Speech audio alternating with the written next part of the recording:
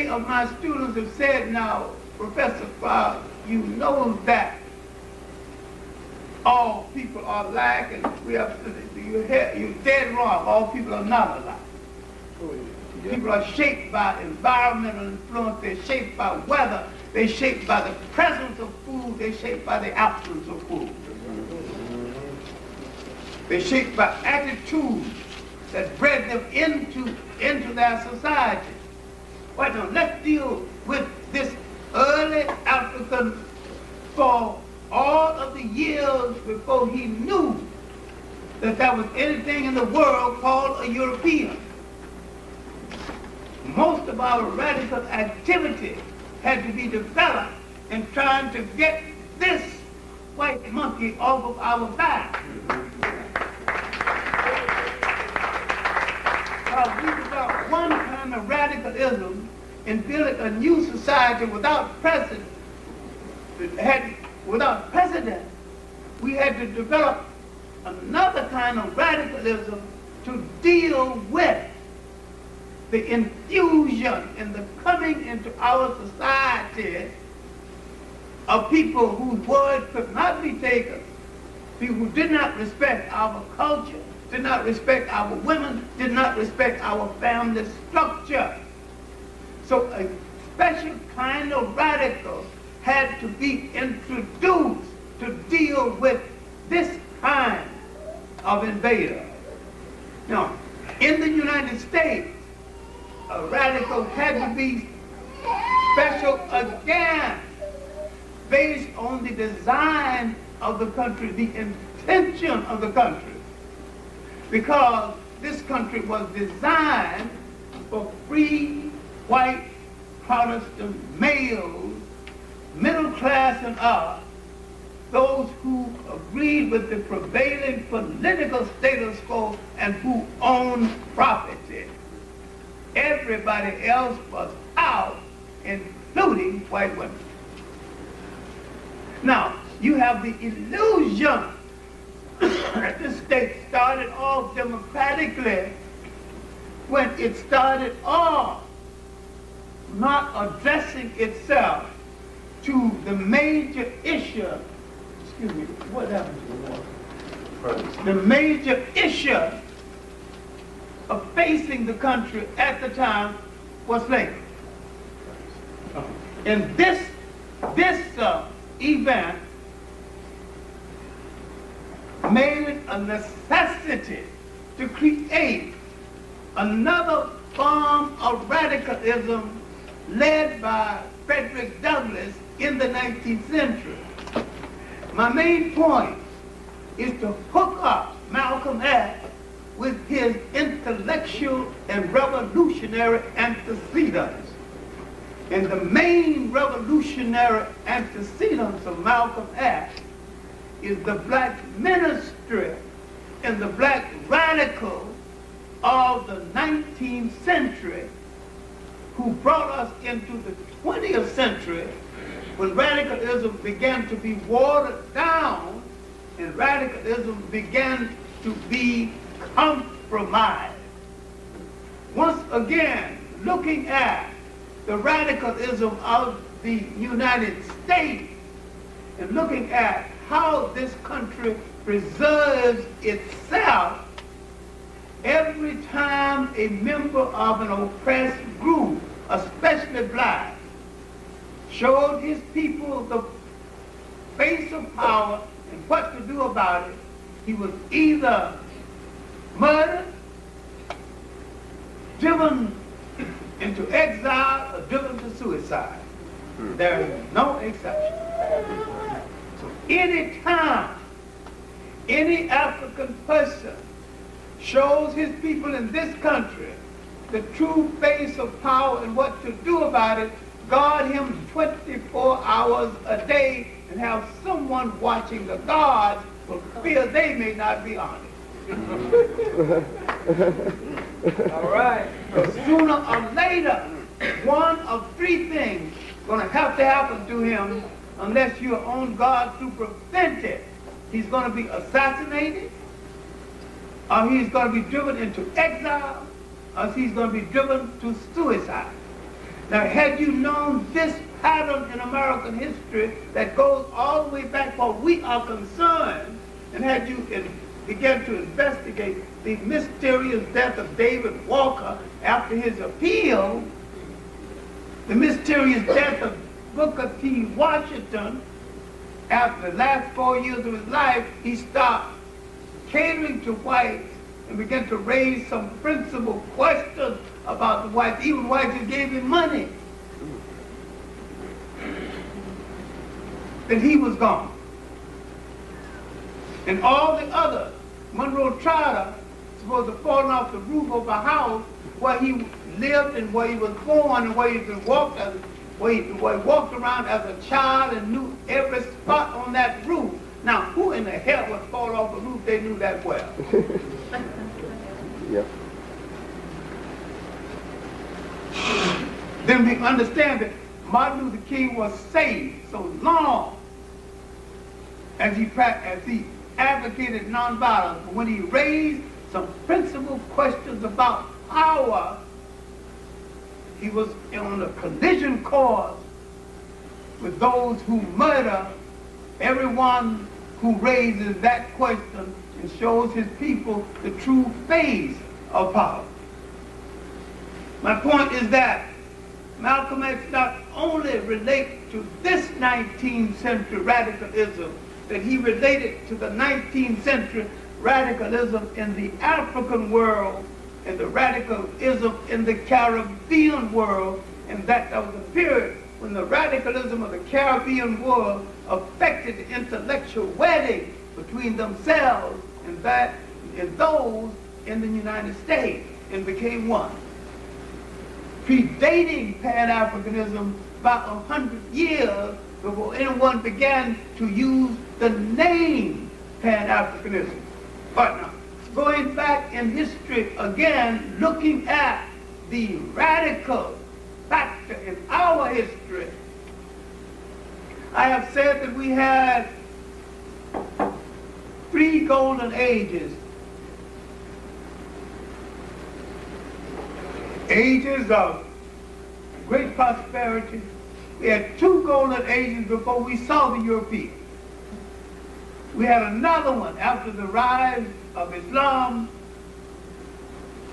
disrupted by the Arab slave trade, but we had it in spite of the Arab slave trade that most of the brothers, or practically all of the brothers, don't even want to talk about. Yeah. Now, how is it, and what kind of people are you to have had 3 golden ages, and you might have a 4th one, when there are people who've lived and died without having one? What's so special about you? And what I'm trying to point to is what is special about you is your ability to produce radicals who affect social change and who challenge the status quo to the point where they can bring about social change. And this radicalism started early in our history as a people. Now, we began to challenge the norm. We began to make changes and innovations in society that ultimately would change all society. Now, during the dynastic period in Egypt, the first dynasty, impressive with Nomar or Minos. The second, kind of a holding dynasty, housekeeping dynasty. I mean, they did not move backward or forward. The third dynasty, we would produce not only a great radical, but the world's first multi-genius who would make radical changes in the society itself. Imhotep, builder of the step pyramid. Doctor, the world's first physician, who lived 2,000 years before the Greek who's called the world's first physician. And if you read the Greek who's called the world's first physician, he said, I am a child of Imhotep. In other words, I am beholden to the African who is the real father of medicine. And yet the Europeans insist on calling him the father of medicine and take an oath in his name when he, in his writing, told them, I am a child of Imhotep, the African. Now, my point is that Imhotep, in building the step pyramid, would set in motion massive building and starting the concept of medicine and beginning the first man to have performed an operation and gathering intellects around him, setting in motion the Egyptian mysteries and ultimately the great lodge at Luxor that the Arabs called Luxor, the Greeks called Thebes, the Africans called Warat. That he began the concept that would lead ultimately thousands of years later to the concept of higher education. And that men began to gather and to talk about social change and social preservation. They began to prepare leadership so well that the nation was never without a supply of thinkers. And that this was done with so much uniqueness. You would go into the school to study at the age of seven. You would study 40 years. And most of the time, you would never see a book. And when you come out, you was a physician, an architect, you almost anything you needed to do in order to maintain a nation. And you was a principal thinker, a great teacher, and an oracle. And went out to benefit an entire people. I'm saying that this was a radical step forward that got underway the radical activity that brought into being a nation called Kemet, later Tamari, later Sites. The Jews called it Mizoram. The Greeks called it Egyptus, that was later abbreviated into Egypt, that the ancient Africans never called their country Egypt. My main point here is that without any precedence, African radicalism was set in motion and social change came into being. Of course, there was writing. Many books came into being. Finally, someone brought these papyrus of these different books. There was a papyrus plant that out of which came the woods for his paper, but that's another lecture. But when it was all pulled together into a single work, the best of it, it was called the Book of the Coming Forth of Day and Night. And because the Arab grave robbers were robbing African tombs for manuscripts and gold, whatever they could get, some Arab took this big manuscript out of a tomb, and the British who wanted to buy it asked him where he got it from, and he pointed to the grave he had robbed. He said, I got from those dead people over there. They call it the Book of the Dead. Got nothing to do with the dead. It had to do with life. Now, in this book, you have literally an anthology, but coming together many books dealing with social thought, social change.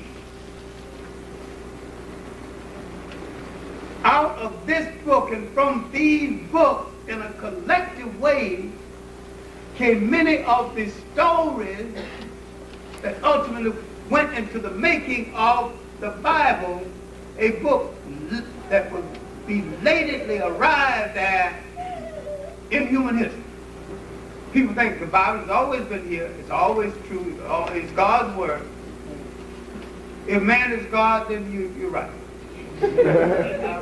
Man put it together. And man changed it many times to suit himself. I'm saying it was a great illustration of truth. It was lessons taken from Africa by the Hebrews, rehashed, some personified, to give you the illusion that they were a part of the event involved. Now, we see Africa as the giver. This is something else that the black intellect will not examine. They will not examine with any thoroughness the Hebrew entry for fear of loss of tenure and loss of reputation and loss of limb. They will not examine in depth the fakery behind and around the faith called Islam, the most unoriginal of all of the forms of religion, because it came into being so fast. It had to steal a few saints from here, a few from here, it had no original poetry and no original social thought. And they don't examine that within a degree, because they would have to examine the Arabs who faked it into being. They have to make a clear separation between Islam and Arabism, something the brothers are not willing to do. I'm not saying don't be a Muslim, but I'm saying at what point would they turn their eyes away from the Arabs and focus on great black Muslim thinkers who brought the religion into being, all radical? Want to relate Malcolm to radicalism within Islam, then you would relate him to a thinker like Ali Baba, who wrote 47 books, each on a separate subject, 2 books when he was in exile in Morocco. The last of the great chancellors at the University of St. Khoury at Timbuktu. Exile in Morocco, he wrote 2 books trying to explain his people to those silly backward Arabs, and they never got the point then or now. And yet, you know all of the heroes and the litany of the kings of Europe, and most of the blacks who are Muslims never heard of Ali Baba. Never heard of the black radical warriors in the South, Muhammad Ahmad, the Mahdi, Muhammad Abdullah Hassan, called the Mad Mullah of Somaliland. These are black Muslims who fought to free their country from any form of domination. The great black Muslims of West Africa, Sekou Touré's grandfather, Soumari, and a Muslim who created a separate form of Islam, Amadou Bello Bambara. He created an Islam that was basically anti-Arab because he thought they were the corruptors of Islam. This kind of radicalism we have not dealt with, and we have not dealt with the radicalism in the creation of the literature of ancient Egypt and how the Africans arrived at what to do. We have not examined with any thoroughness the works of Sheikh Anta Diop, when in his writings on the history of taboos, he showed you that many times Africans arrived at civil law based on what to do, based on what not to do. Now, if you look now at the negative confession, although you are only interested in the 10th commandment part of it, which Moses took, if he brought them down from the mountain, he had to take them with him because they were in existence 3,000 years before he was born.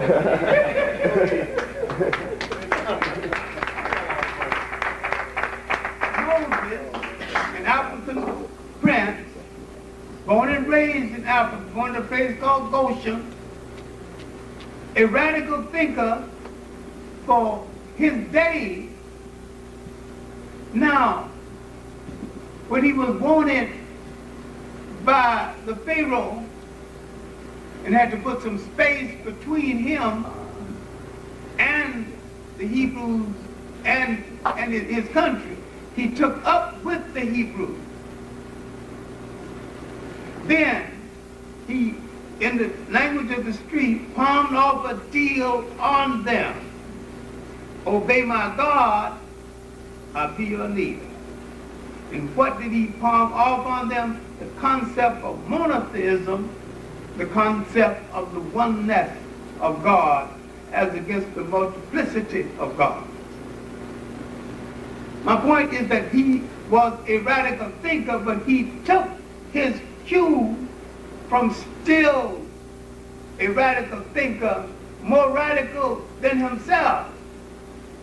Maybe in religion, the forerunner of radical thinker. Some people say that Akhenaten, who was Amenhotep IV, gave the world monotheism. They're wrong. Some people say that the Hebrews gave the world monotheism. They're still wrong.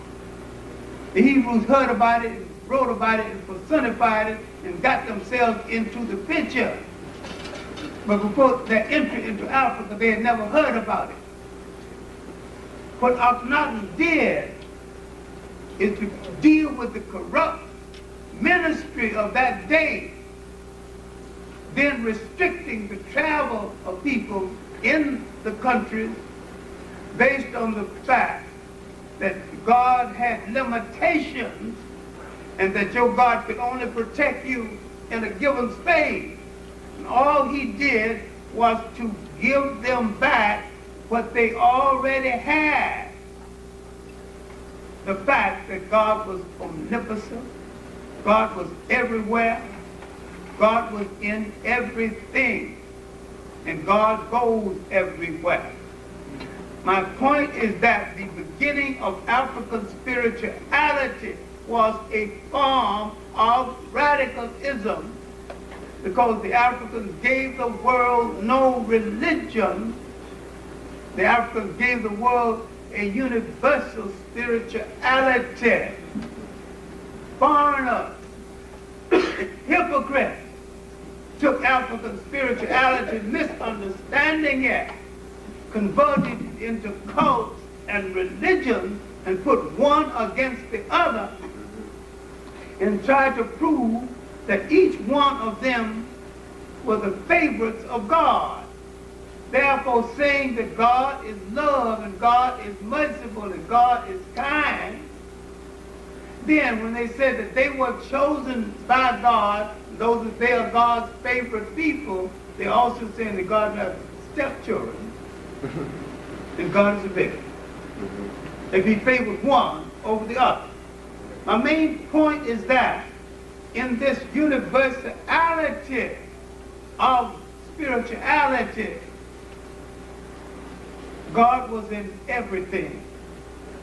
God was in all life. God was in all forms. If you wanted to pray, you could pray to the wind because God was in the wind. You could pray to the river because God was in the water. You could pray to the tree because God was in the tree. But if God made man in his image and the early Africans understood this, then God was a part of you. Then if you turn inward on yourself and examine yourself, self-meditation and self-examination brought you closer to God. When the African understood that, he really did not need other people to formalize his spirituality into something called religion and into denomination. It was a radical step forward because no one had ever done that. Okay, my main point is that this kind of radicalism guided Africa through the first and second golden age, and that Akhenaten came close to the end of the first golden age, and that the recovery of independence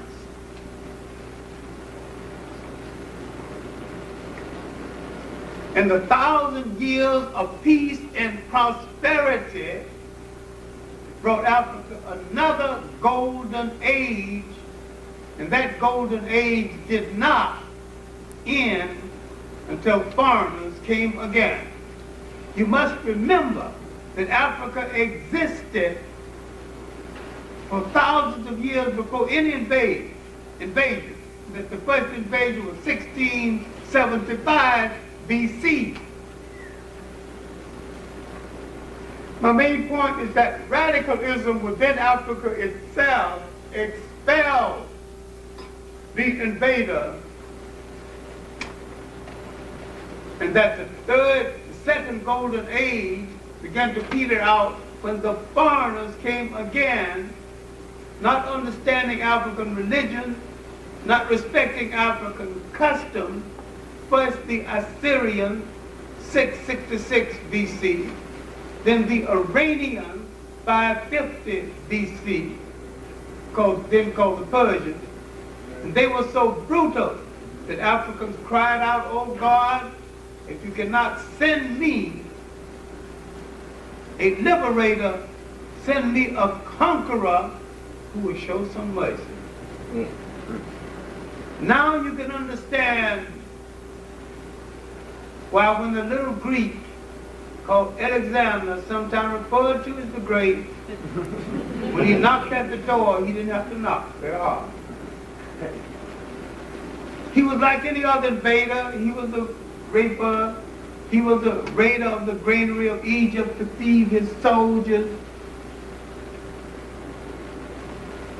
But he realized one thing, that Africa was the home of the religions of the Greeks.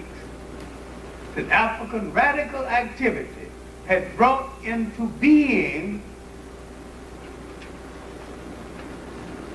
basic religion. And all of this had happened before the entry of foreigners. That before the foreigners arrived, Africans had already embarked on a radical course.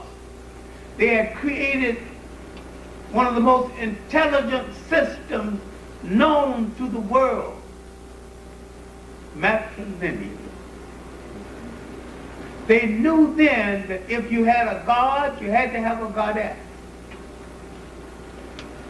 While Western man tries to defy nature, African spirituality was to bring man in harmony with nature. And bringing man in harmony with nature, he would bring man in harmony with his relationship to the woman who gave him birth.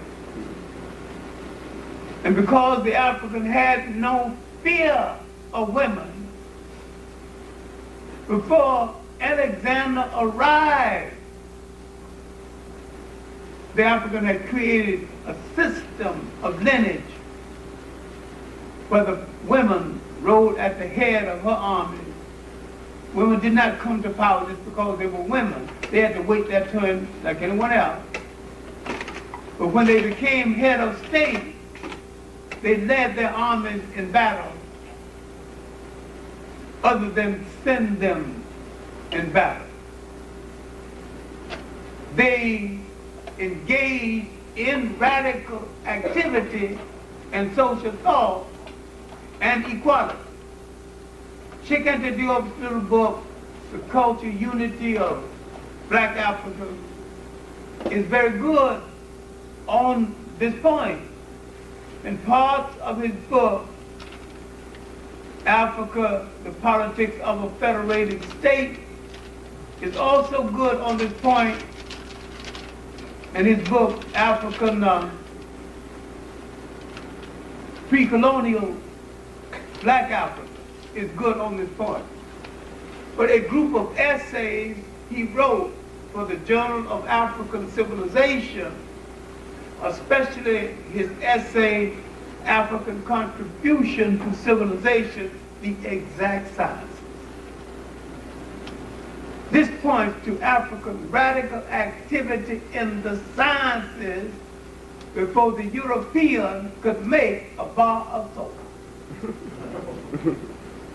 What we need to do is to look behind this slavery curtain and see what happened to African people during this period of radical social change. And we need to understand the price Africa paid for internal weakness and how it had to deal with this weakness. The first invaders coming in 1675 is because an internal weakness developed in Africa, and Africans had to deal with that internal weakness and basically lost some of that independence while making the transition. Again, weakness set in, and people began to move into Africa, again taking advantage of that weakness. African people have always been the prize to be captured by other people, principally because we are the world's richest people. We have always had and still have things that other people want, think they can't do without, and don't want to pay for.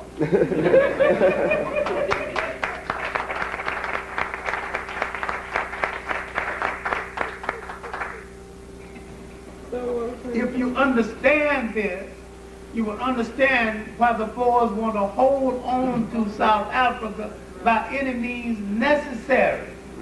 Because when they left Europe, they were Soviet, religious malcontent, Calvinists.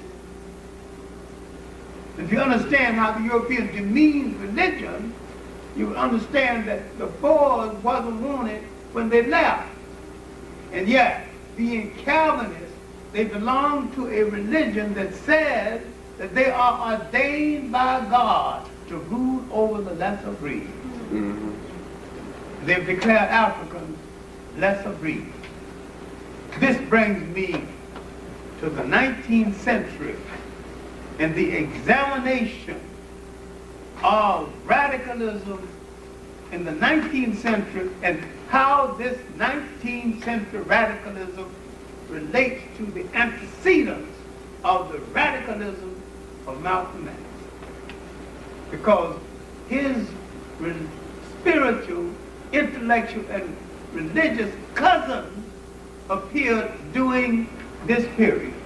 People who would ultimately engage in activities similar to him, and that Malcolm X is the continuation of 19th century radicalism more than any other.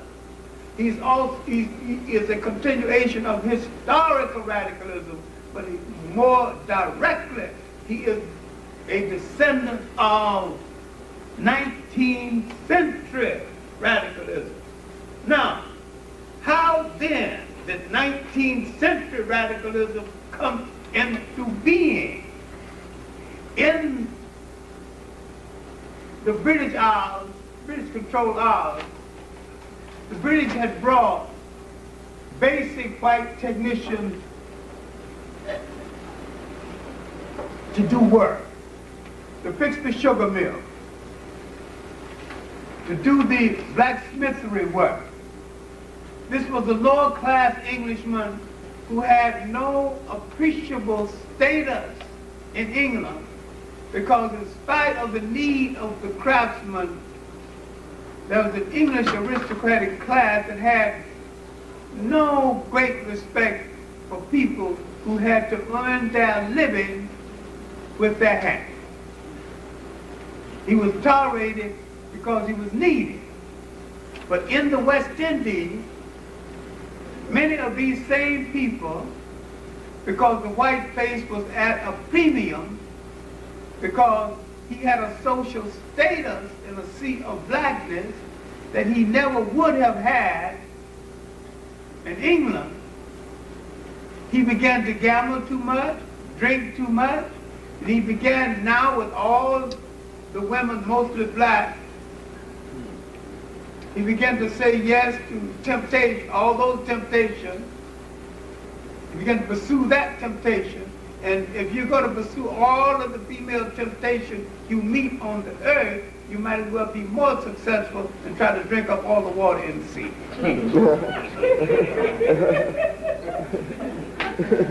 It's an impossibility.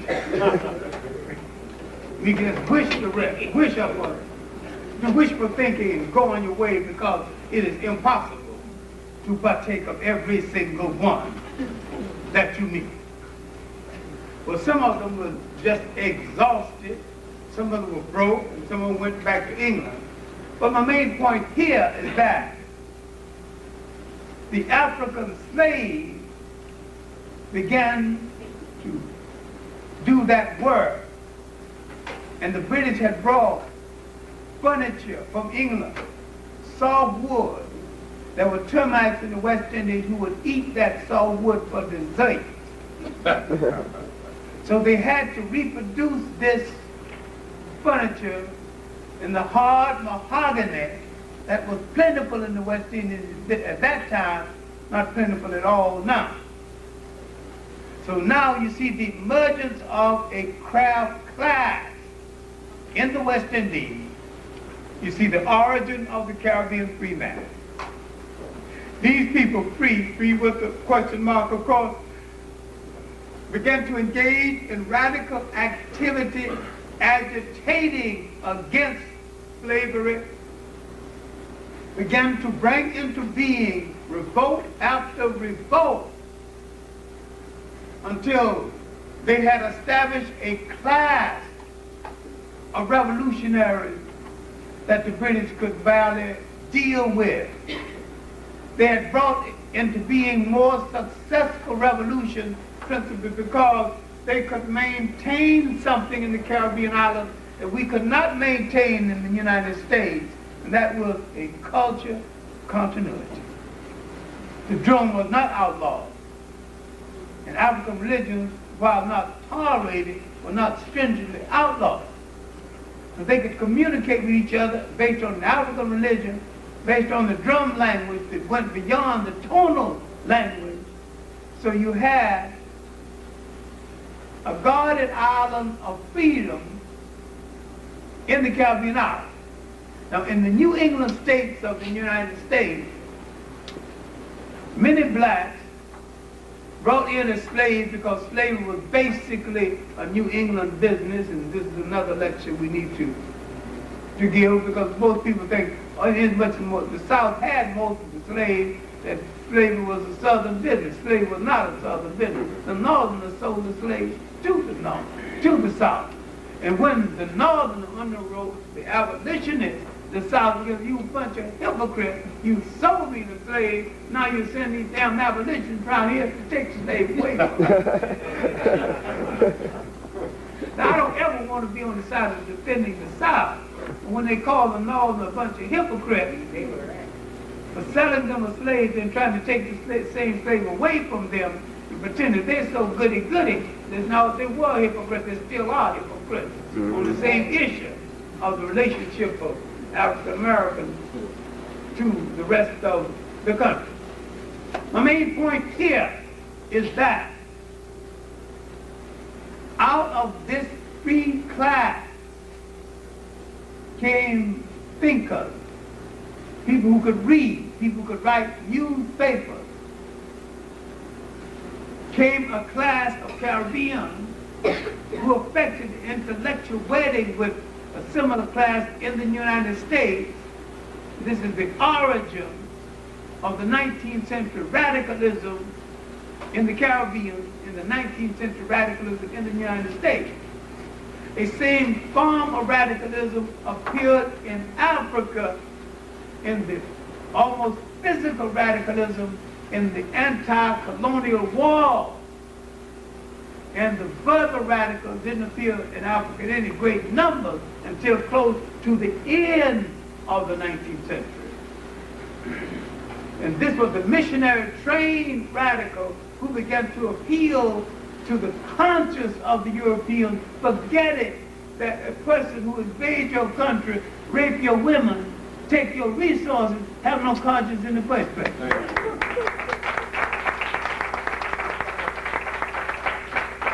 So now, dealing with this contradiction in Africa, the colonial wars, where they went military to the field, at the end of the 19th century in Africa, in West Africa, they began to produce men like Case the Hayford, great lawyers like John Mansa Saba,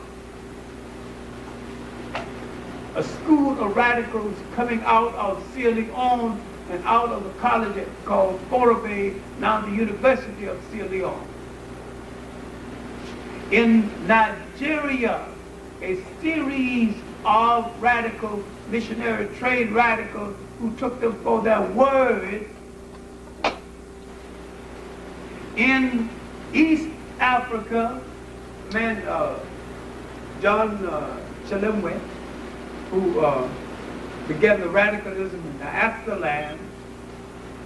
John Chilemwe had gone to Oberlin. He had studied Christianity. He took up with an African, who was a black American, and John Litch. They would go back to Africa, especially Chris from Nyasaland, now Malawi. And they would ask the principal question of the missionaries. I noticed you living in big houses and we're living in huts.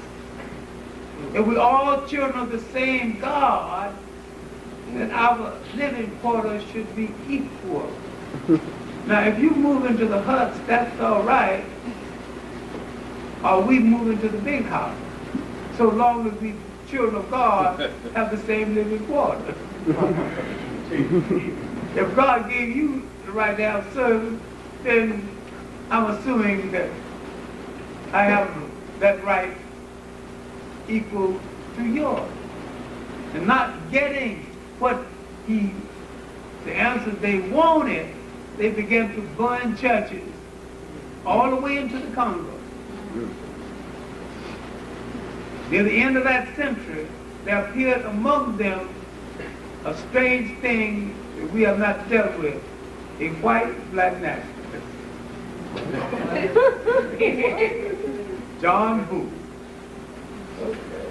John Booth was from a dissident element of Jehovah's Witnesses. He told Africans that the white man can't be trusted.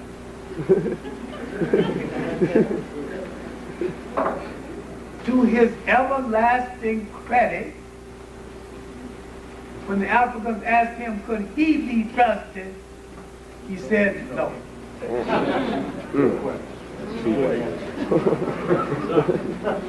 Chilemwe and John Litch brought off what is called the Nyasaland Uprising. Black radicals fighting against the Germans after the Berlin Conference of 1884 and 5 was set in motion a series of revolutions. The best known, the Major revolt in what they call Tanganyika. These Africans who go into battle, dashing themselves with what they call holy water that would deter a bullet. I'm not saying it did deter a bullet, but that's what they said. And they would dash themselves with water, major. This is called the Magi Revolt in Tanzania. In Southeast Africa now, Namibia, the Germans wanted to create a bastard race by cohabiting with the Herero woman. The Germans did not know that the Herero woman never cohabits outside of her group, not even with another African. See, while talking about looseness and primitivism, promiscuous in Africa, you quite forget that there were places in Africa where adultery could be punishable by death. There are people in Africa who have child marriages, sometimes 3 children before the actual marriage occurs with the approval of their respective families. There are also groups in Africa where the woman must bring virginity to her wedding bed. When you study the diversity of cultures in Africa, you will find many cultures using many different kinds of methods. But my focal point now is on the radicalness that appeared in Africa during that period. My main point is that at the end of the 19th and early 20th century, in Southern Africa, organizations that ultimately would lead to the finding of the first ANC.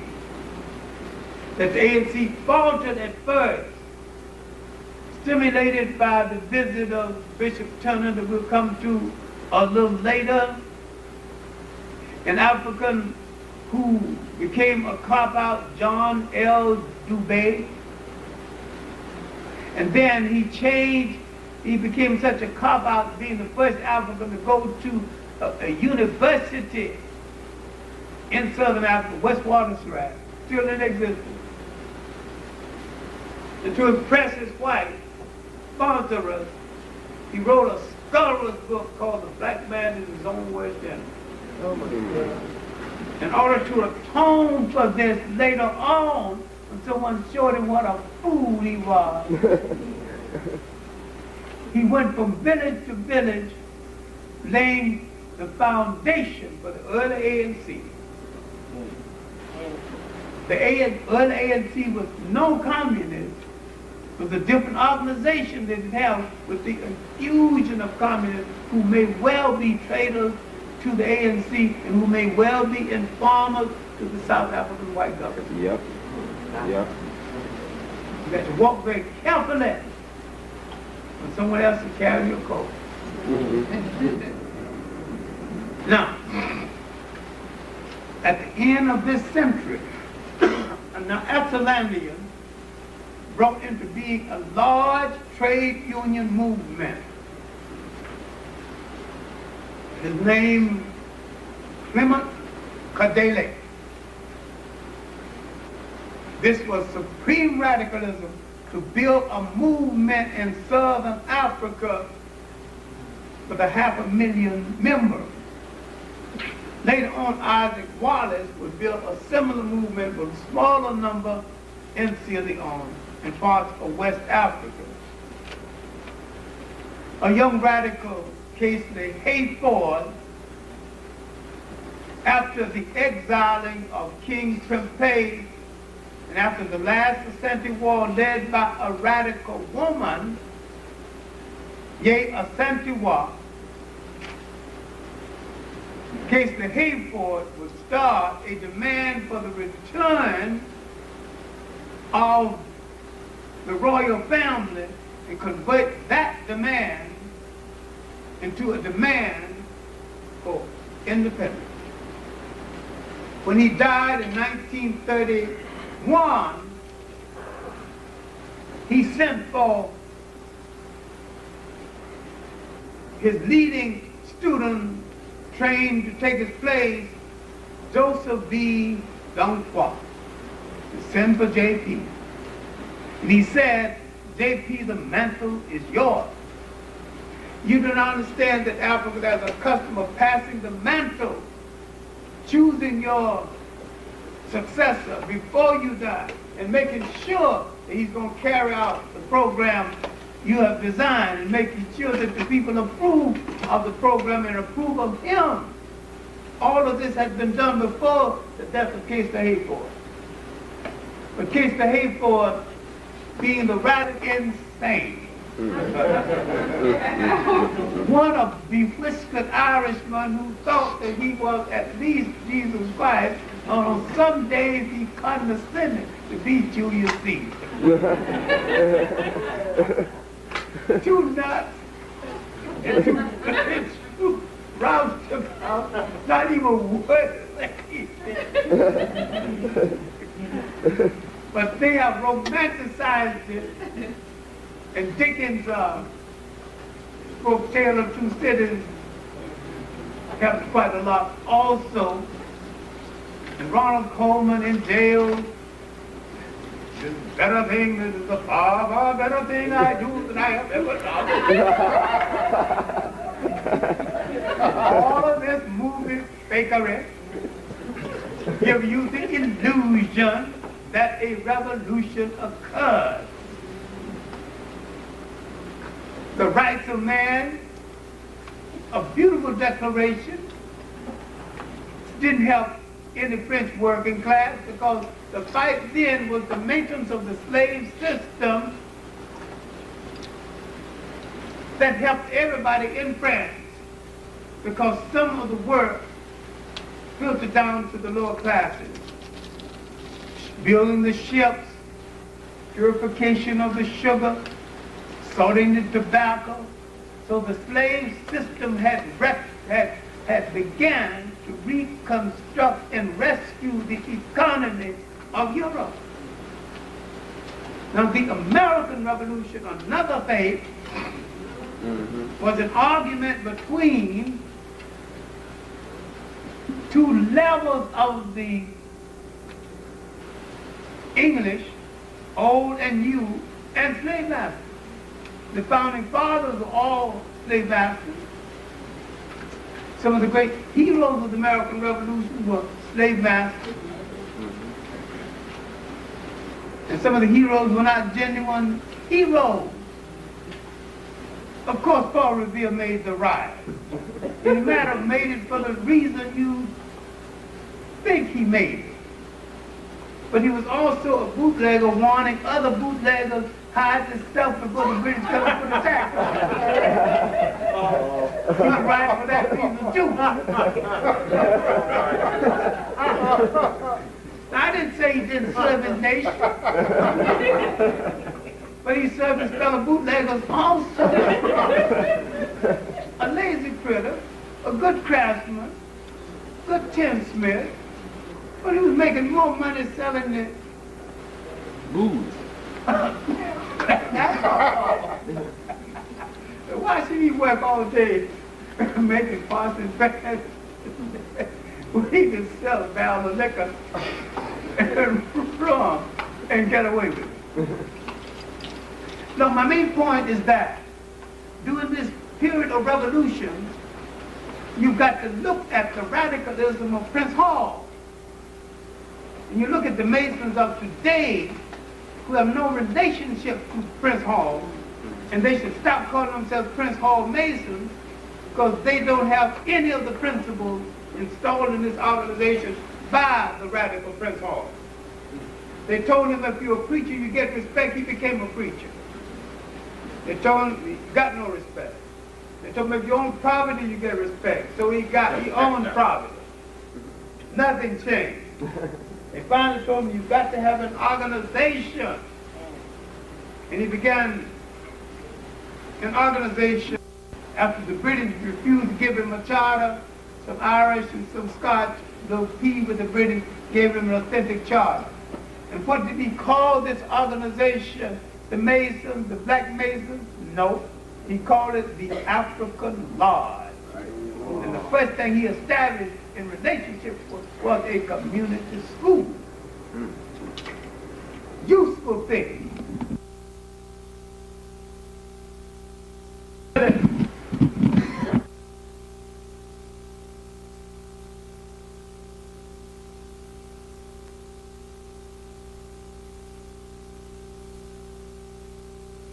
19th century,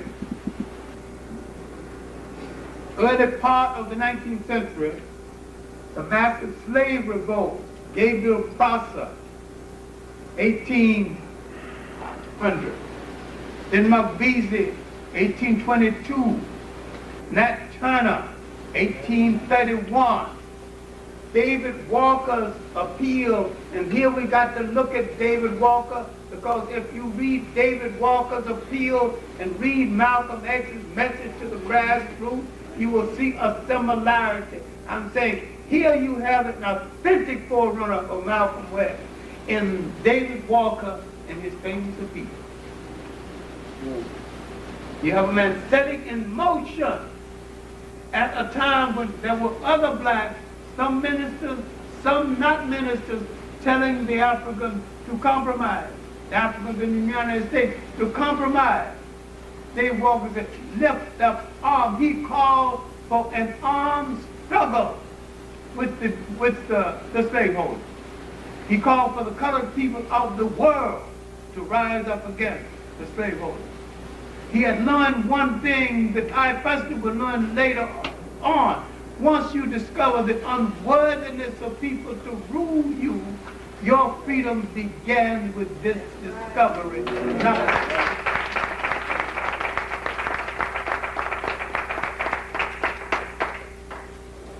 Now, in the midst of this, you have the finest example of a leader to emerge during this first half of the 19th century, Frederick Douglass. Now, Frederick Douglass was not a perfect human being, and too many times we lack the ability to extract from human beings the good that they can do without expecting them to be perfect in every way. He became too much trapped by the Republican Party, but we'll talk about this later. The main thing is that a radical class of blacks did emerge in the appearance of Marvin Delaney, who went out to Nigeria, a place called Abeokuta, searching for a place for settlement. The argument over the American Colonization Society had occurred. Douglass was correct in pointing out that this society was ruled over by a bunch of whites who just wanted to get rid of blacks, especially the black free man, because Douglass said that maybe the slave would like to trip a little better. Why are you sending these black abolitionists back to Africa, these free blacks back to Africa, instead of sending some slaves, freeing some slaves and sending them back to Africa? It was a good question for the time, it's a good question for any time. Because that choice of who to go back told you that the American colonization was a white scheme to get rid of blacks. It will prove itself more glaringly to be subversive in black interest during the period of Abraham Lincoln, and we'll just come to that fleetingly later on. But I'm saying that the first half of the 19th century, with the massive slave revolts, with the society, with that period, we can trace the radical antecedents of Malcolm X. Using different words, men said different things. When the great minister, Henry Highland Garnett, had gone to Jamaica, invited by the Jamaican free men, we had heard that conditions in the United States had not changed. He thanked his Jamaican host and told them, I am returning to the United States. I'm not returning to ask for integration because I do not want it. I am not returning to ask for justice because I do not expect it. I am returning to the United States to devote the rest of my life in trying to tear that republic down. Black men don't speak that way anymore. We had to wait for a Malcolm X to emerge before someone said, either we be equal in the House or we don't care if the House stands. Then we have to tear the House down to get justice.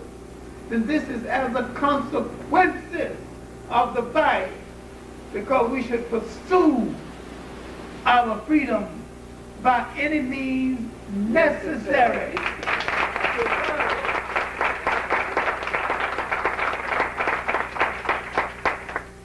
And when he began to tell animal stories, Malcolm X was going back to the African methodology of teaching. When he was talking about the fox and the tiger, when Elijah Muhammad looked at the spectrum of white oppression and said, that man's the devil. Now, Elijah Muhammad understood something which we do not still understand. Whosoever is in charge of the hell in my life is my devil.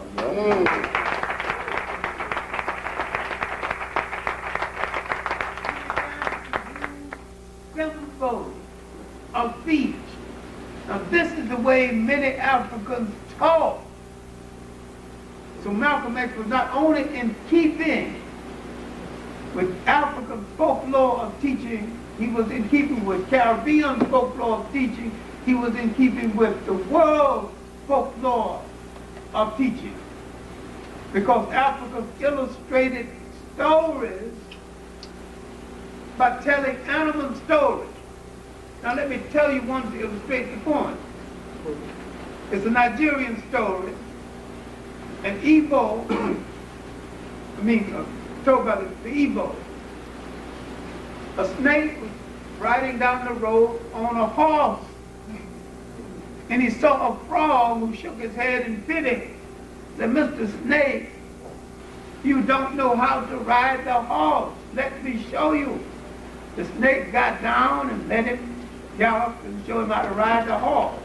And the snake got back on the horse and conceded that the frog could ride better. Then he looked arrogantly down at the frog, walking on the ground without any means of transportation, and said, to know is one thing, to have is another.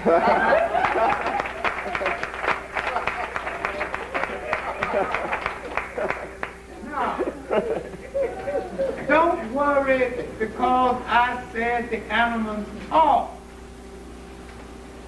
Did you understand what I said the animals said? Yeah. That's important.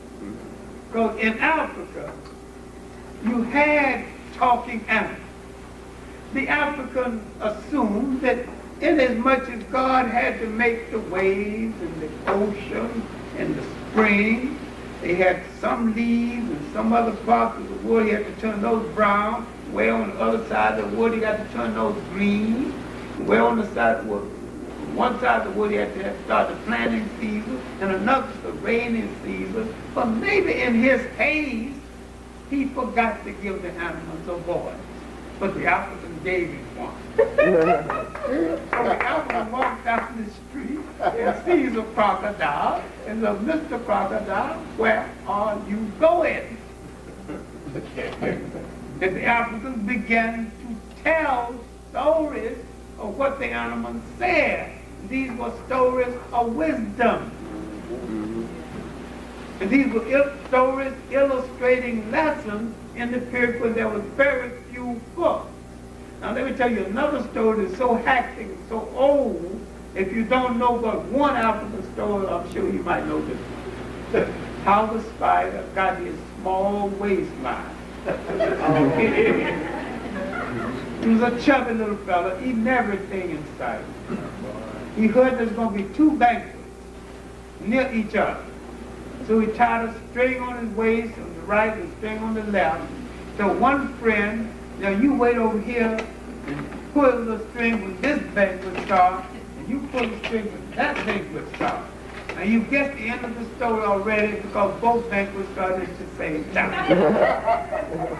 Both friends did exactly what they were told to do and start pulling out the string, and that's how the spider got his small waistline. Now, African housewives tell this story to their children right now. You just eat as much as you want to, but don't be so greedy to eat everything. But why couldn't you just say it straight away?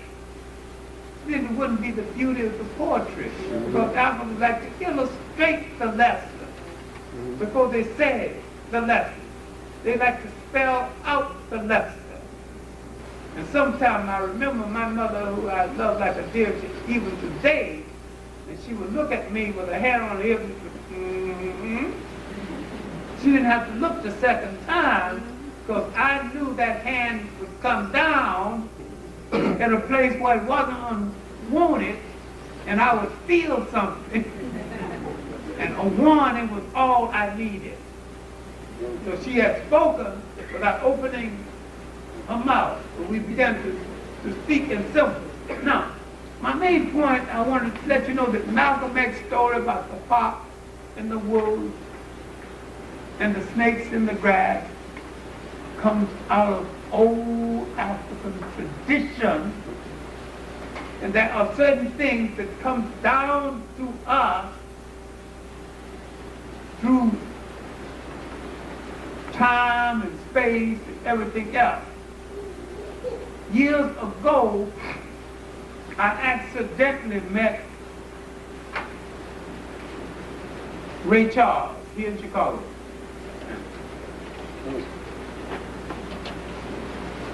I said, Mr. Charles,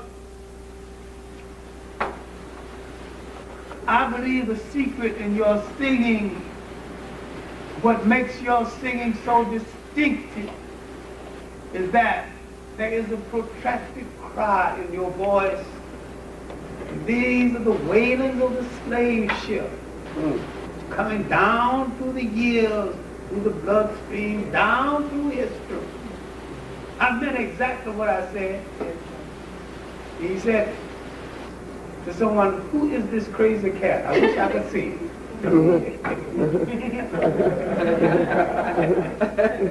He did not understand that our culture was inherited. There are certain things that come down through us, through time and history. And sometimes when you don't have an answer, you want to sound important while you're looking for the answer, and you want your listener to think you know the answer, you said this is genetical transference down through the veins. After that, you got to look for the real answer. But this answer holds your audience for a while and gives you the time to do some more study. Okay. My main point again is to relate Malcolm X and his stories and his teaching method not only to ancient Africa, but to the teachings of the deity known as Jesus Christ. Now, how can I do this? Easy. Because very often, Malcolm X taught based on what was in front of him right then. He taught a lesson based on current reality. Now, to understand a Malcolm X, you have to understand this. Now, I have said in a previous place that in another time and place and under other circumstances, a Malcolm X could have been a king, and a good one. He could have made a nation, and he could have destroyed a nation. that he was the finest example of leadership to emerge from the working class in Black America in this century.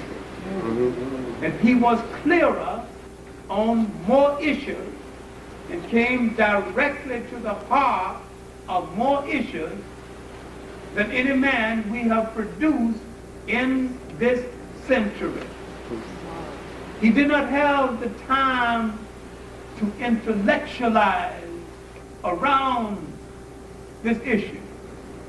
That he came from the lower depths out of the mire, and he learned from every step of the way things that he would apply later on.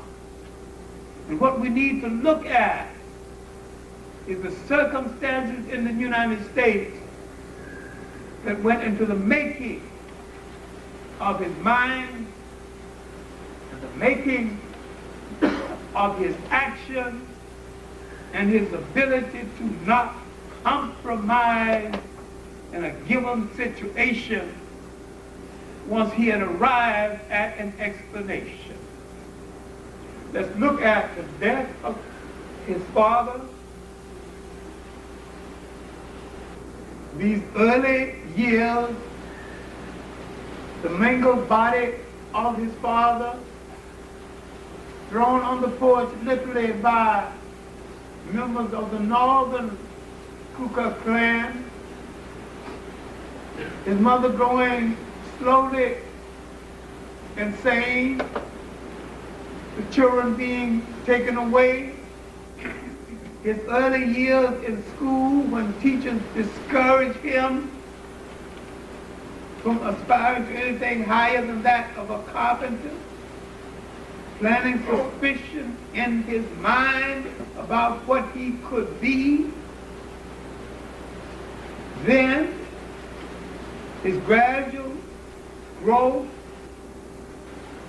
never getting out of his mind the fact that he grew up in a society that was programming him to be a servant of the society other than to be a beneficiary of that society.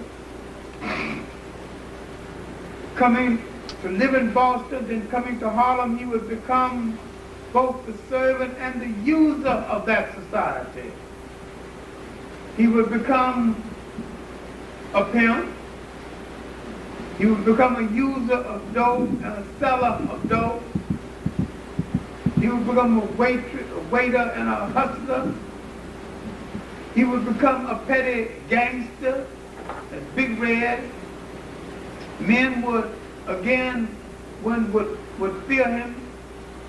He would go back to Boston where he would get arrested. And now we see, after a while, his making in the isolation of a jail is being introduced to Islam by his relatives, brothers, his reading of the literature of Islam, his exercising discipline on himself by refusing to eat pork, his slow learning that became rapid learning, his ability to try to train himself with words, taking a dictionary and starting from A, which tells you a whole lot about misconceptions of education in the United States. His fascination for Elijah Muhammad before he had even seen him. His final emergence from jail as a Muslim, heading a mosque in Detroit, becoming active in Chicago, marrying, coming to New York. And I would meet him in 1958 after my return from Africa. I was head of an expedition called the African Heritage Studies Expedition, the first expedition of its nature in New York, and he was one of the exhibitors. And he came in because his group had stalls in the exposition. He would come in and see how they're doing, and he would come in and talk to different people. And he had said nothing to me other than hi and to acknowledge the fact that I had done a good job at making sure that his people had good space while they were noticed by the different people attending. He let it go at that until a friend of mine asked his girlfriend to meet him there, and she was white. And she was standing talking to me, and he waited until she walked away and came over to me and said, "Who's she? That your woman?" Direct. No subtlety. That's your woman? Who she belong to? She belongs to a friend of mine. He said, "That's the way they'll tell you, come by and pick her up." I said, "Well, I can tell you. I've been down that street, lead to a dead end." Then he walked away. That was the beginning of our relationship. I have not talked extensively about my direct relationship to Malcolm X, because after his death, so many phonies emerged as his friends. I decided that I wasn't going to get on this bandwagon. There was something genuine about the relationship between Malcolm X and myself. Malcolm X had a shallow cabinet of non-Muslims who gave him advice. He had a political man he would turn to when he had to make a political lecture. If he made a lecture on education, he had someone else to turn to. Only that person was happening, the woman. All these people still alive now. None of them came out of the closet and say, "I was great on Malcolm X." All of them to assert him. Because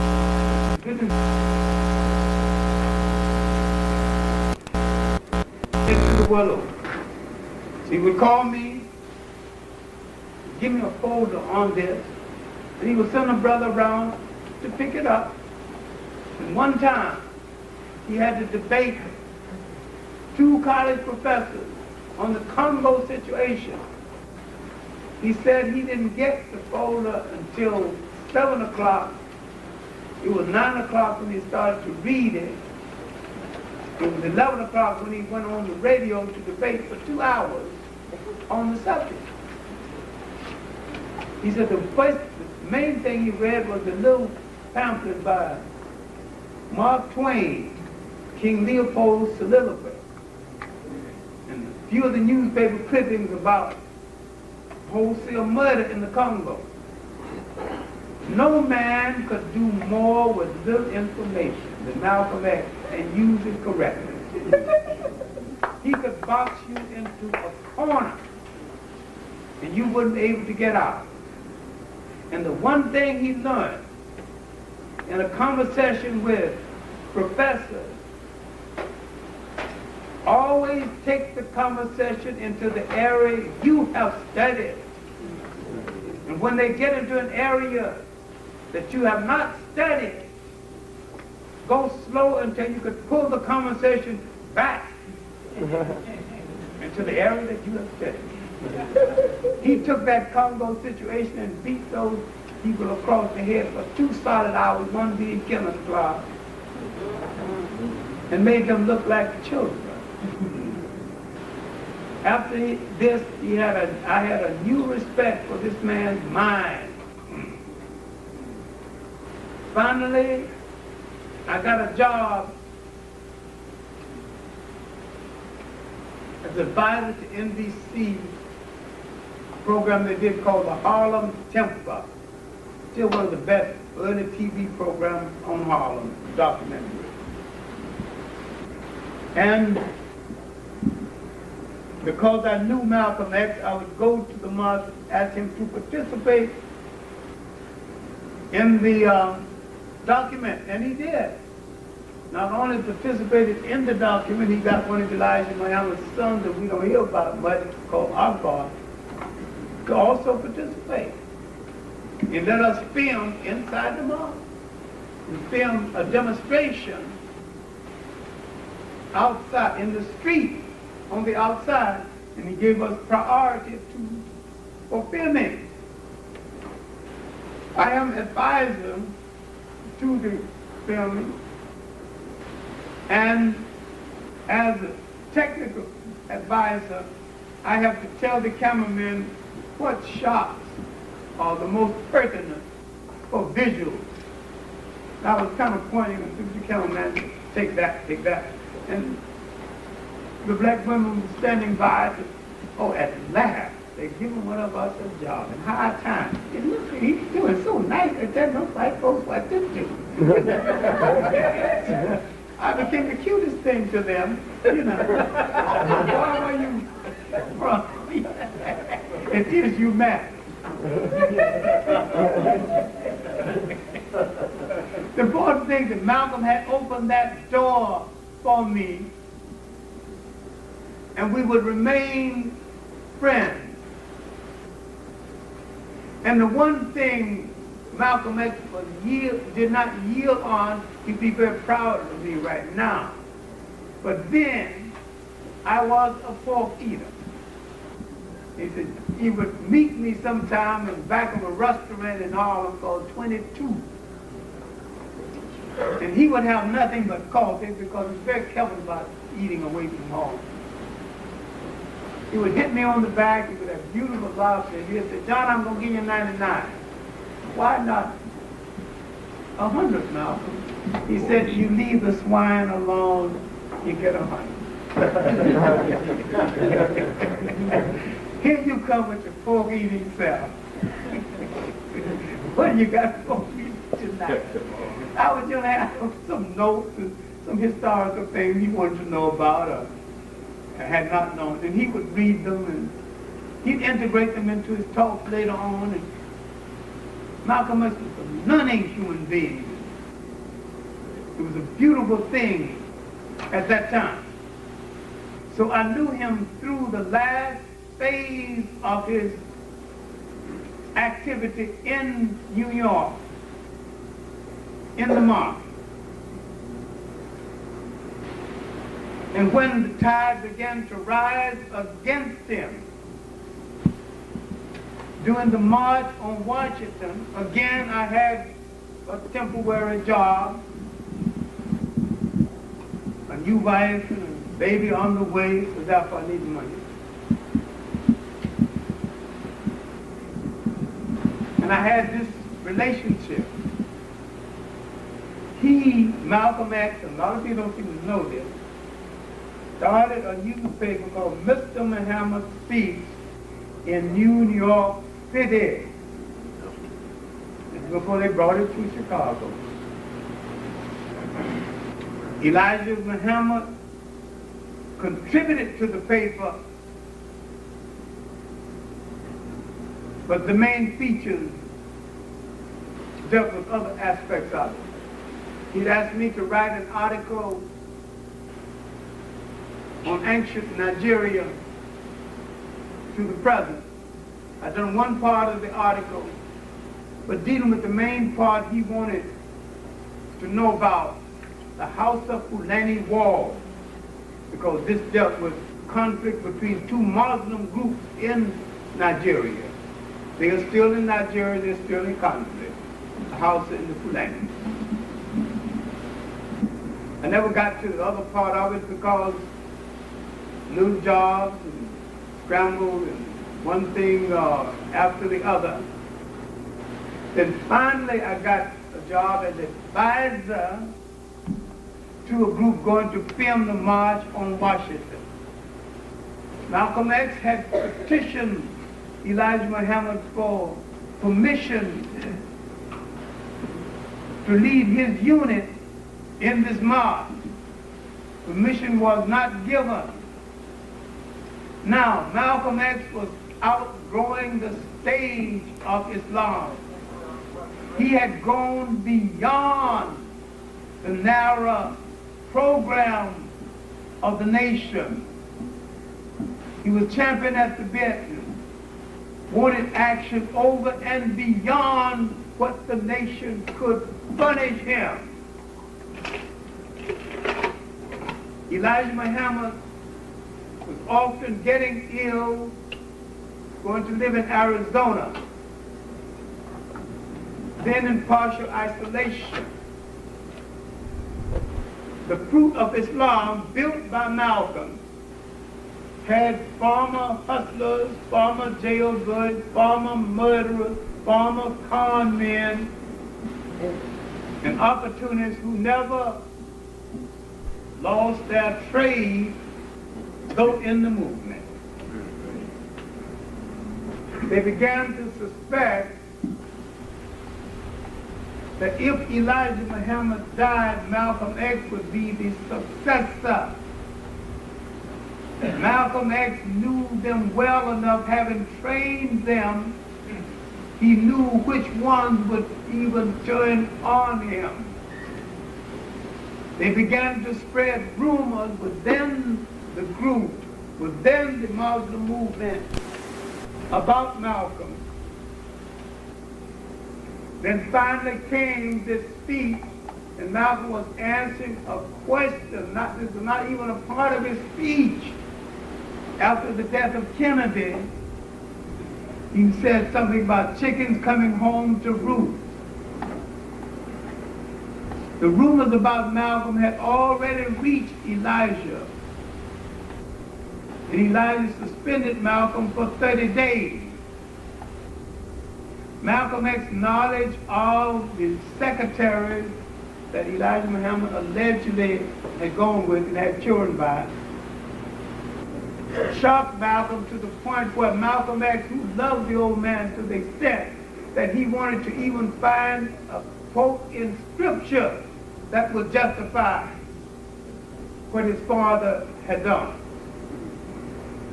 To Malcolm X, Elijah Muhammad was the lost father that Malcolm X never had. The father that left him early in his life. He had found that father image in Elijah Muhammad, and he had addressed himself to that image, and he was loyal to that image. Now he's got a dilemma. He is partially out of the movement. He has strong following who are non-Muslim. He has strong support that is non-Muslim. He had gone beyond the nation. He had been Elijah Muhammad's spokesman in the nation. And Malcolm X, more than any other person, made that movement publicly. And made it possible for that movement to sustain itself financially. He was an honest man. Instead of hustling and getting some houses on the movement, there was enough money for him to have that. He assumed that if anything happened to him, the nation would take care of him. He had miscalculated the fruit of Islam, many of them his enemies. He had also miscalculated the fact that there were members in the movement who were agents of the FBI, and it is suspected that John Ali, the national secretary, was the main agent. The money handler. Now, a man in Elijah Muhammad's group, like John Ali, had divorced his wife and given her $75,000, quite a bit of money for a black man to have in a movement that's supposed to be a people's movement. This caused some people to have suspicion, others did not. Sylvester Leach wrote articles inferring it, but could not say it directly because he couldn't prove it. Malcolm X did not pay a great deal of attention to the rumors about John Ali. During the period of suspension, the month was almost up and no one had let Malcolm X know whether he would be able to come into the movement, back into the movement or not. Malcolm X had sent many letters to Elijah Muhammad. And finally he got no answer. He began to take messages. These messages were all, absolutely all interceded.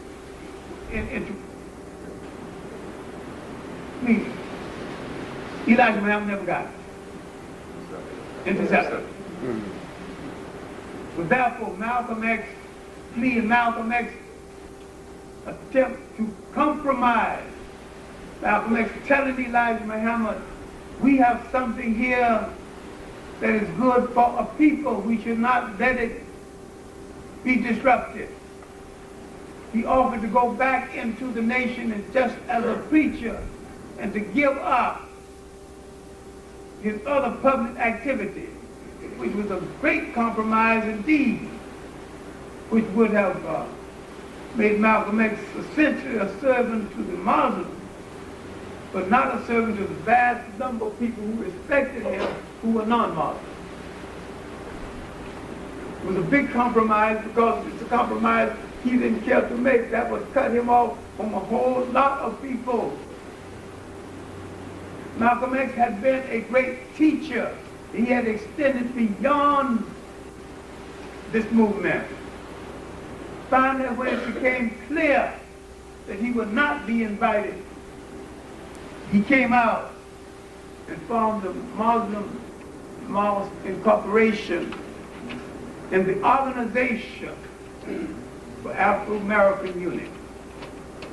The organization, and finally, the two organizations had a series of meetings at a restaurant in Harlem called the Flash Inn.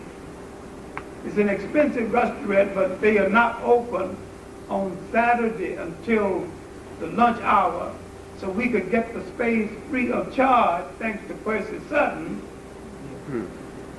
on Saturday morning. This is where we met. It was really here that the decision was made to call the organization, to pattern the organization after the Organization of African Unity. He literally assigned me to the task of getting the constitution for the Organization of African Unity, and the meeting to develop the constitution for the Organization of Afro-American Unity took place in my living room then in Leonard's Terrace. I would never, by my free will, move into a place like Leonard's Terrace. I would do something better with my money, considering the high rent that they charge. I would want a larger piece of real estate for that kind of money. My main point is, which is of no great significance, if you wonder what the hell you doing in Leonard's Terrace with a doorman and all that stuff, you in the working class. I married into the apartment. Because the girl that I married lived in Leonard's Terrace. So I gave up my large one-room studio, 136th Street. It was a well-furnished one room with all the basic necessities. And I called it a studio because writers and intellects live in studios. Everybody came there. Arthur Davis to rehearse plays. Earl Hyman, who played the father on Bill Cosby show. Belafonte looking for the folklore of song. Irving Berger, who later became a leading songwriter and my daughter's godfather. different people looking for background, because the place was literally a library of information, and with myself, newspaper clippings and different information I had spoken on. People thought that I had information on, so people would come, you know, by people of caliber would come by. Diane Sands, long before she appeared in Raisin in the Sun. Lorraine Hansberry looking for information for Paul Robeson's paper, Freedom. Harold Cruz and his dull self looking for trouble to get into. The Harlem Writers Guild on the John Killing would meet there occasionally. And sometime in this big room I would give a party with 27 people or more, cook for all of them. And occasionally, only very occasionally, a Malcolm X, instead of sending for information, would come to pick it up himself, but never alone. He rarely ever did anything alone. And when he was interviewed, he always made a point of having someone else witness the interview. He's a very cautious human being, and except for coffee, and one single time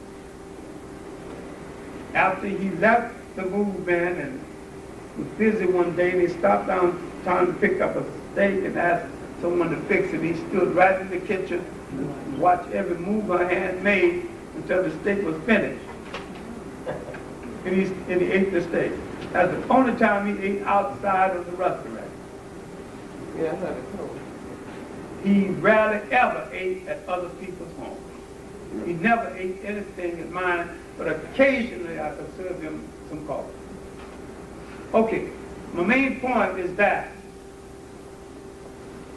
in the Organization of African States, the Organization of Afro-American Unity, every time we struck a good chord in the wording of the Constitution, Malcolm X was like a juvenile child.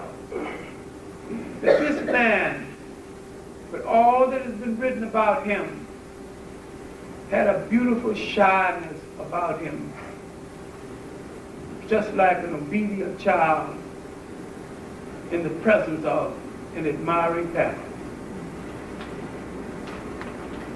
And yet this man was clearer on more issues in relationship to the reality of the African world than any other person. Now, out of the nation of Islam, he would go to Africa. He would make two main trips. You have to make sure you understand what happened. In Egypt, when he was attempted to be poisoned, he knew then, and this was after the bombing of his house, he knew then that the Muslim movement in the United States could not reach this far. He knew that the FBI, other agents were out to get him.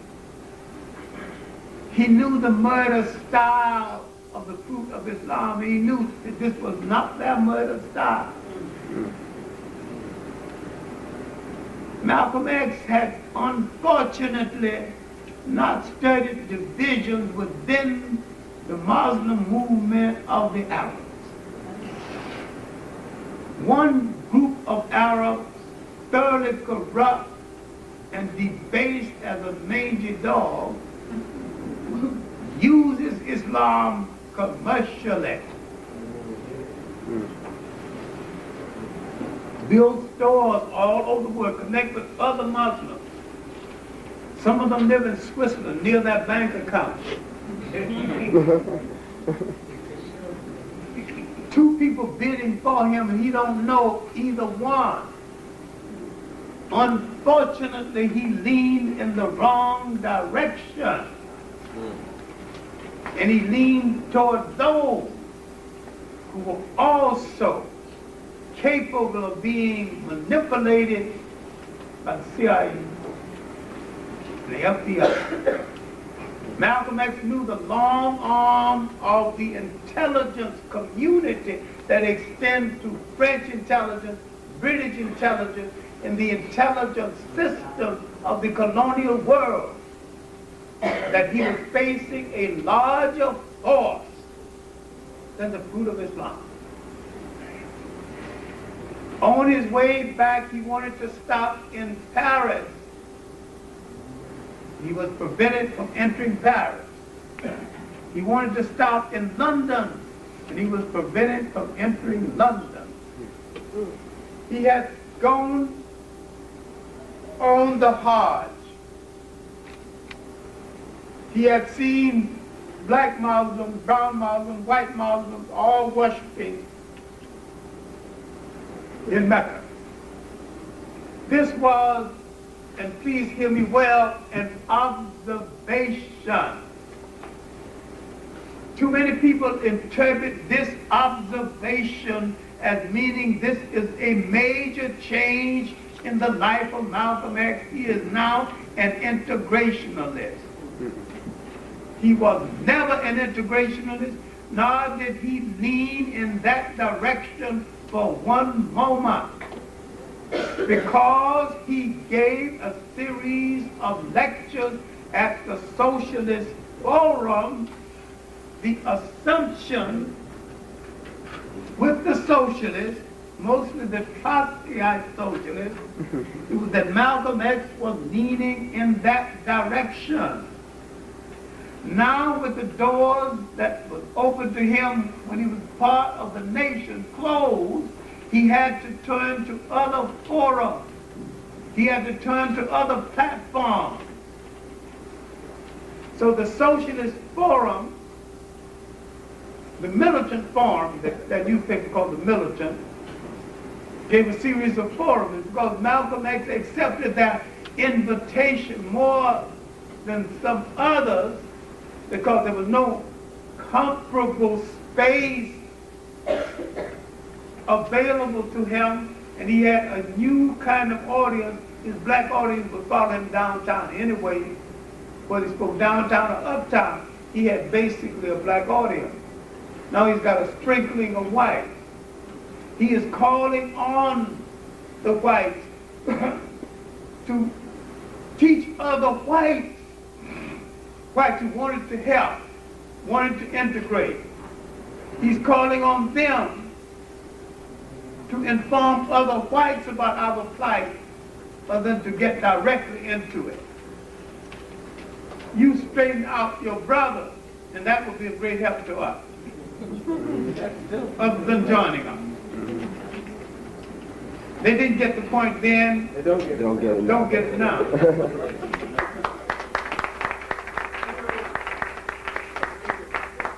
Now, a man named Brightman began to put material together on Malcolm X.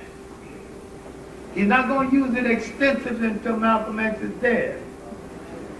White people are strategic planners. Sometimes, because we are so unsuspecting, we fall into their trap without knowing we are in their trap. Malcolm X would hold several press conferences about the thing with Elijah Muhammad. In the meantime, Malcolm X continued to try to get through to Elijah Muhammad. He continued to try to strike a compromise even after he had publicly exposed Elijah Muhammad's indiscretion with the young girl. He still thought the place that his role would be best served as part of the nation. He thought some kind of arrangement could be made. All right. He would go to Africa this second time. He would go to the Organization of African Unity. He would go and sit in as observers, and he would get 8 African nations to sign an agreement that they would now bring the problem of Black America to the forefront of the world community as a human rights issue other than a civil rights issue. Now you see Malcolm X writing his own epitaph. At this point, we should have put gunmen around him for protection 24 hours a day, and we should change the gunman often enough so if anyone gets an idea, he could be watched by another one. And if anyone steps out of line to try to harm him, he could be cut down by another one. We didn't have that foresight then. He continued to conduct the forum at the Audubon Theater, old ballroom that they now want to tear down, but that's still another story. He would invite Muhammad Babu, then a successful revolutionist who had brought some semblance of unity between the island of Zanzibar and Tanzania, had some success in this revolution. Babu was part Arab and part of that mixture of Arab and African that came together, but he was more African than Arab and only showed a small amount of the Arab infusion. He would invite different people to speak at different times. Some of the brothers would literally warm up the audience, and there would be basic entertainment before his speaking.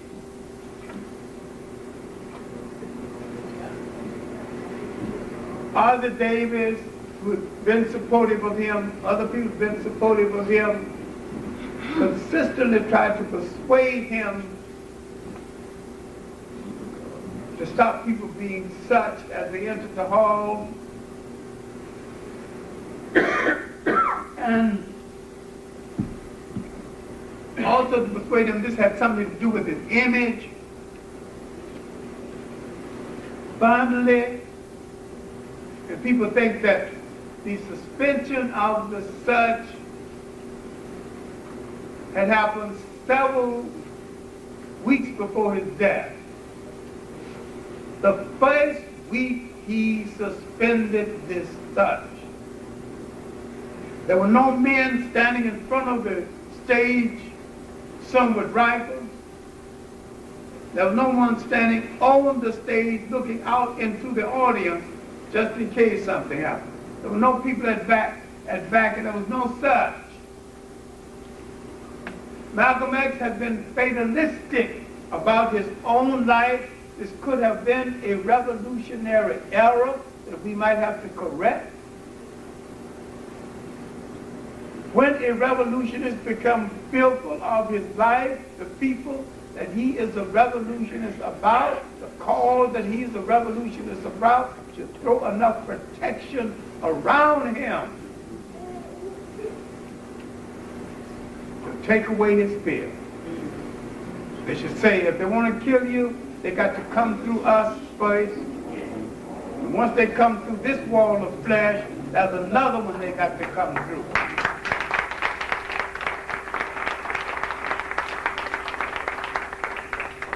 And the protectors of Malcolm X should let them know that if you come to take a life, bring a life with you, because we intend to take some too. Had this been well known, there could have been a justification for the removal of the such. Another unfortunate thing is that Earl Grant, who was one of Malcolm's photographers and bodyguards and personal friend, was also a sharpshooter. And had Earl Grant been on stage with his rifle, watching with those eagle eyes he had when that man stood up. He would have been on his way to his grave. Because Ur would have cut him down. It would only take one shot. This man was an expert rifleman in the army, trained killer. Mild as a lamb if you leave him alone. But if you ruffle him, you got an enemy not going to be easy to deal with. Okay, he's not on stage. Nobody's watching in the back. The policeman, formerly stationed at the door or outside of the door, absent.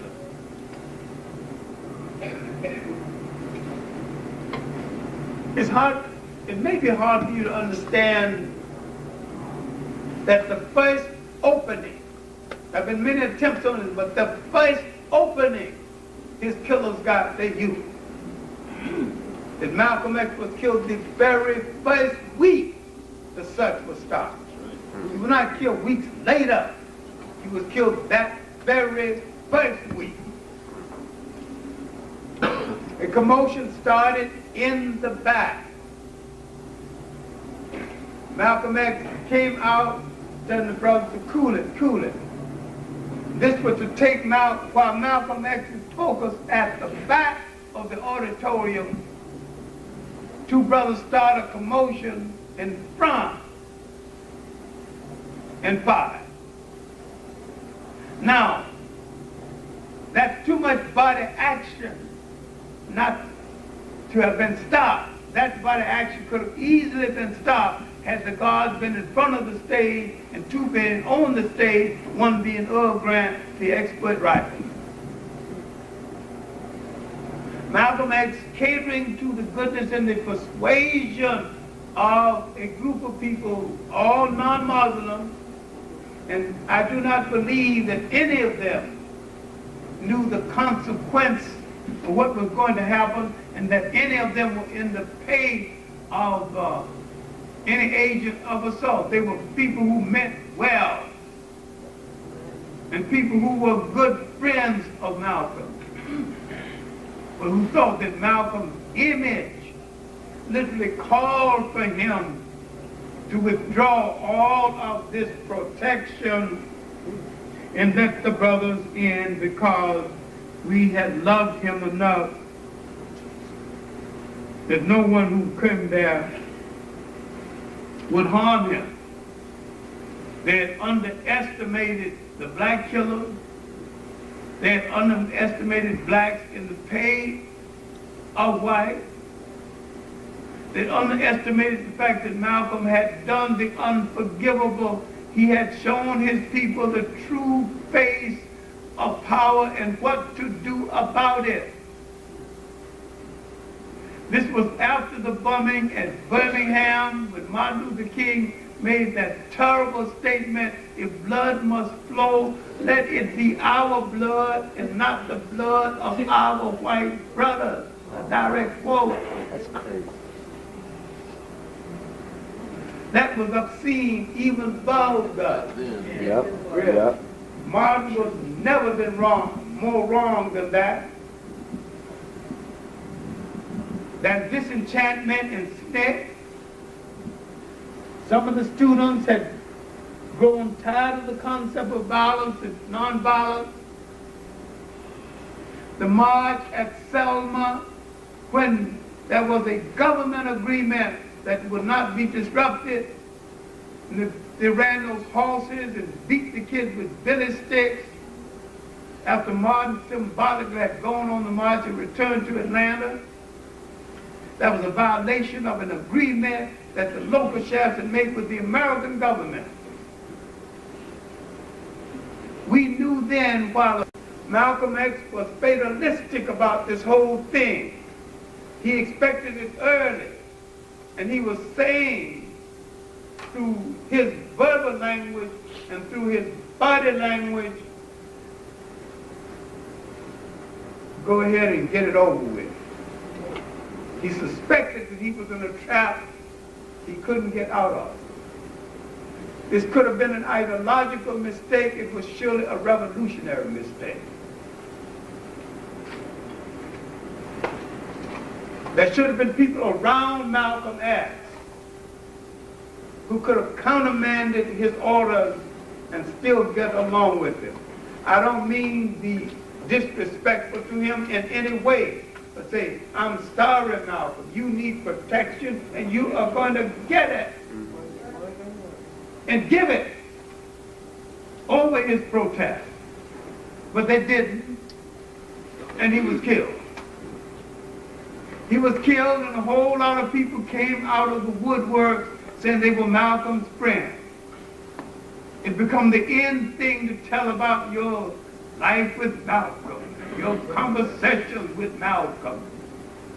So therefore I kept quiet, because I did not want to be associated with these phonies. I kept quiet about the long conversations in the back of 22 restaurants. I kept quiet about the long conversations before and after the meeting at Flash Inn. I kept quiet about the assignment he had personally given to me to look up things, and occasionally there were things not related specifically to history, but related to the black condition, when he said, John, give me a reading on this matter. And I would look up the material and read it over and said, this is my interpretation. He was not bound to accept my interpretation, but I said, my reading of the matter tells me this. He would use the part he wanted to use, and I told him, anytime you want to discard anything I give you, you don't have to call and get permission. You just go ahead and do it.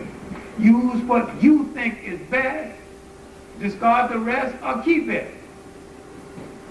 We do not have a kind of relationship when I'm so sensitive that you must make use of everything I give you. So it continues.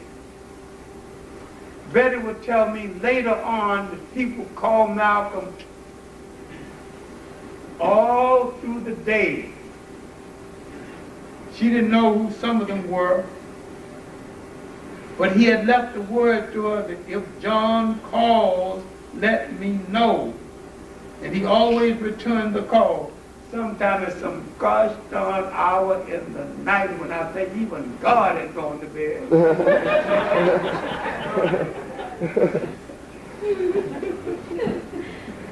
And he would call, sometimes at 2 o'clock, he just getting home. Hey, what's happening? Oh, then he would start kidding me. You still eating pork? You still hanging out with that swine? Then after we have our little joke about my bad diet, he get to business.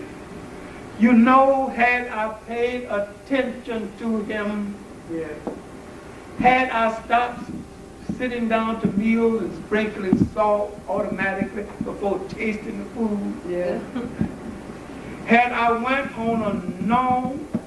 on a diet of fish and fowl and left pork alone, which causes mucus, which causes pressure in the eyes, though glaucoma is hereditary, it could have been caught early enough to have been cured.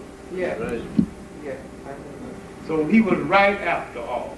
Yes, he was. But it's too late for me to realize it when I only got 5% of my vision left. But the important thing is that Malcolm X brought to the scene of protest a directness that we had never known before. Too much has been made over the alleged difference between Martin Luther King and Malcolm X. Both men were heading in the same direction using different methods. King was using indirect methods, Malcolm was using direct methods. Malcolm was about something King was not about. Malcolm X began to have a global view of the African world. King was never a Pan-Africanist or a black nationalist in any way. King hung into the concept of the Judeo-Christian ethic, not knowing that it was the Judeo-Christian ethic that got us into the slave trade and it kept us in bondage. Malcolm X was too real to have gone down that road, although the ultimate goal of both men was for the citizenship and the basic dignity and the manhood and the womanhood of his people. White people create conflicts where there are no conflicts. And we have missed hearing our greatest messengers because white people told us that a conflict existed between them. So therefore, people began to criticize Du Bois and had never read one word of Du Bois. People began to criticize Marcus Garvey and had not even read one word of Marcus Garvey. People began to criticize Booker T. Washington's educational program and had not read any of the two books written or pulled together by Du Bois and Washington on education and did not understand these two men were not enemies.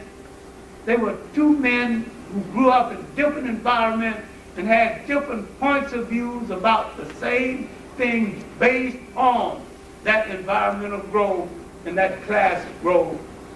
Meaning Du Bois from New England, Washington the farmer slave from the South and agrarian. These two men were not expected to look at the world the same way.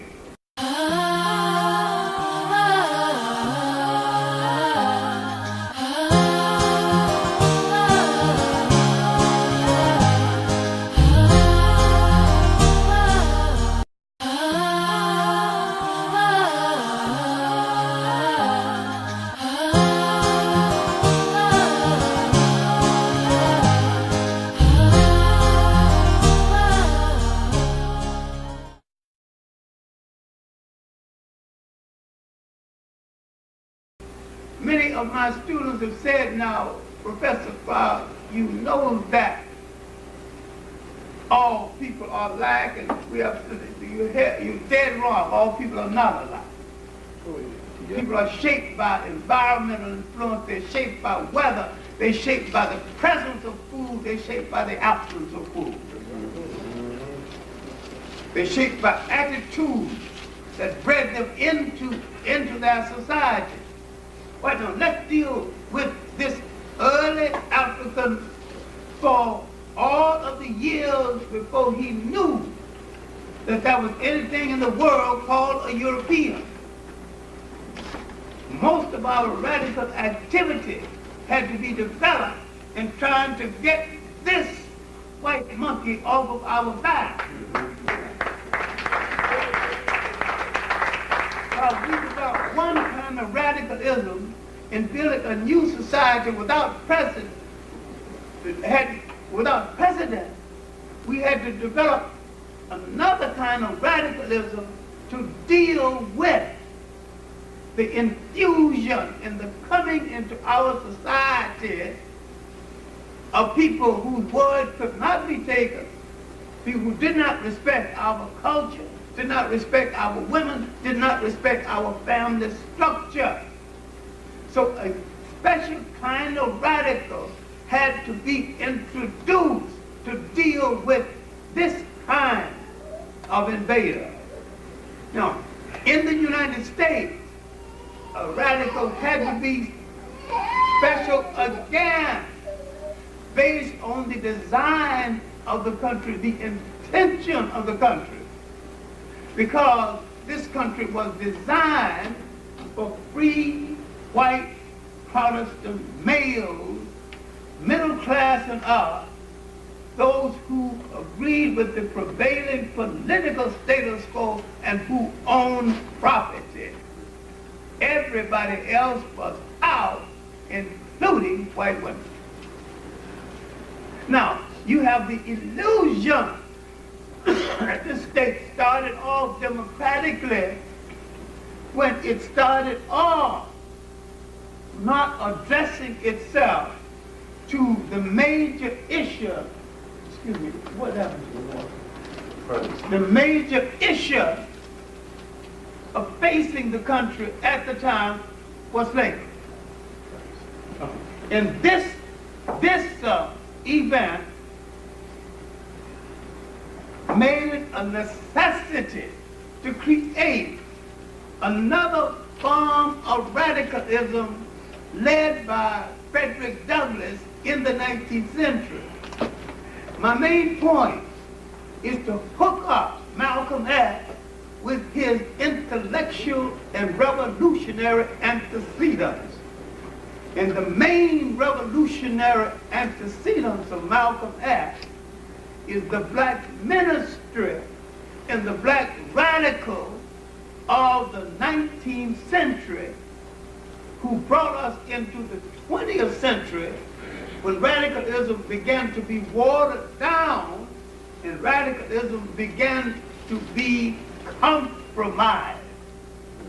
Once again, looking at the radicalism of the United States to maintain a nation, and he was a principled thinker, a great teacher, and an oracle, and went out to benefit an entire people. I'm saying that this was a radical step forward that got underway the radical activity that brought into being a nation called Kemet, later to marry, later Sites. The Jews called it Mizoram. The Greeks called it Egyptus, that was later abbreviated into Egypt, that the ancient Africans never called their country Egypt. My main point here is that without any precedence, African radicalism was set in motion and social change came into being. Of course, there was writing. Many books came into being. Finally, someone brought these papyrus of these different books. There was a papyrus plant that out of which came the woods for his paper, but that's another lecture. But when it was all pulled together into a single work, the best of it, it was called the Book of the Coming Forth of Day and Night. And because the Arab slave grave robbers were robbing African tombs for manuscripts and gold, whatever they could get, some Arab took this big manuscript out of a tomb, and the British who wanted to buy it asked him where he got it from, and he pointed to the grave he had robbed. He said, I got from those dead people over there. They call it the Book of the Dead. Got nothing to do with the dead. It has to do with life. Now, in this book, you have literally an anthology, but coming together many books dealing with social thought, social change. Out of this book and from these books, in a collective way, came many of the stories that ultimately went into the making of the Bible, a book that was belatedly arrived at in human history. People think the Bible has always been here, it's always true, it's God's word. If man is God, then you're right. Man put it together. And man changed it many times to suit himself. I'm saying it was a great illustration of truth. It was lessons taken from Africa by the Hebrews, rehashed, some personified to give you the illusion that they were a part of the event involved. Now, we see Africa as the giver. This is something else that the black intellect will not examine. They will not examine with any thoroughness the Hebrew entry for fear of loss of tenure and loss of reputation and loss of limb. They will not examine in depth the fakery behind and around the faith called Islam, the most unoriginal of all of the forms of religion, because it came into being so fast. It had to steal a few saints from here, a few from here, it had no original poetry and no original social thought. And they don't examine that within a degree because they would have to examine the Arabs who faked it into being. They have to make a clear separation between Islam and Arabism, something the brothers are not willing to do. I'm not saying don't be a Muslim, but I'm saying at what point would they turn their eyes away from the Arabs and focus on great black Muslim thinkers who brought the religion into being, all radical? Want to relate Malcolm to radicalism within Islam, then you would relate him to a thinker like Ahmed Barber, who wrote 47 books, each on a separate subject, 2 books when he was in exile in Morocco. The last of the great chancellors at the University of St. Khoury at Timbuktu. Exile in Morocco, he wrote 2 books trying to explain his people to those silly backward Arabs, and they never got the point then or now. And yet, you know all of the heroes and the litany of the kings of Europe, and most of the blacks who are Muslims never heard of Ahmed Barber. Never heard of the black radical warriors in the South, Muhammad Ahmad, the Mahdi, Muhammad Abdullah Hassan, called the Mad Mullah of Somaliland. These are black Muslims who fought to free their country from any form of domination. The great black Muslims of West Africa, Sekou Touré's grandfather, Soumari, and a Muslim who created a separate form of Islam, Amadou Bello Bambara. He created an Islam that was basically anti-Arab because he thought they were the corruptors of Islam. This kind of radicalism we have not dealt with, and we have not dealt with the radicalism in the creation of the literature of ancient Egypt and how the Africans arrived at what to do. We have not examined with any thoroughness the works of Sheikh Anta Diop when in his writings on the history of taboos, he showed you that many times Africans arrived at civil law based on what to do, based on what not to do. Now, if you look now at the negative confession, although you are only interested in the 10th commandment part of it, which Moses took, if he brought them down from the mountain, he had to take them with him because they were in existence 3,000 years before he was born.